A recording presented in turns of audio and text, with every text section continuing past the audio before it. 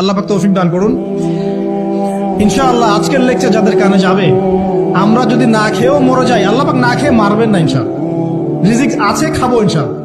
কিন্তু হয়তো বা অভাব হবে, টাকা পয়সা একটু কম হতে পারে, অন্যের 10 তলা ফ্ল্যাট হবে, আমার হবে না, ঠিক আছে, অন্যের এত বিঘা বিঘা জমি আমার হয়তো হবে না, কিন্তু ইনশাআল্লাহ তাআলা এই যে দুনিয়ার মুসাফিরের জীবনটা, এটা মুসাফিরের জীবন না, মুসাফিরের জীবনটা কেটেই যাবে ইনশাআল্লাহ।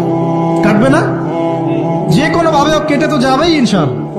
এই যে পরকালের জীবনটা একটা চেতনার শক্তি, জানেন, দুনিয়াতে যত বাধা বিপত্তি আসুক, গাল মন্দ খান, গীবত তহমত খান, কষ্ট হোক, নির্যাতন হোক, একটা বিষয় মনের মধ্যে শান্তি দেয়। কি শান্তি?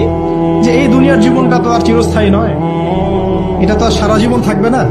ইনশাআল্লাহ এই অবস্থা আস্তে আস্তে পরিবর্তন হয়ে যাবে। ফাইন্না মাআল উসরি ইউসরা, পরকালে ইনশাআল্লাহ পাবো, দুনিয়াতে না পেলে কি হয়েছে, পরকালে পাবো ইনশাআল্লাহ। যুবক ভাই, এসব জেনা ছেড়ে দেন, আল্লাহ রাব্বুল আলামিন আপনার জন্য হুর রেখেছেন জান্নাত, ইনশাআল্লাহ পাবেন ইনশাআল্লাহ। এটা ছেড়ে দেন, সুদ ছেড়ে দেন, আল্লাহ পাক আপনার জন্য হাউজে কাউসার রাখছে ইনশাআল্লাহ, ঠিক আছে। অন্যায় পাপ ছেড়ে দেন, আল্লাহ রাব্বুল আলামিন আপনার জন্য জান্নাত রেডি করে রাখছে ইনশাআল্লাহ। এই দুনিয়ার জীবনটা ধোঁকা, একটা ছোট্ট জীবন, পুরা ধোঁকা, কিচ্ছু নাই এর মধ্যে। আমার কথা শোনেন, এই দুনিয়ার জীবনে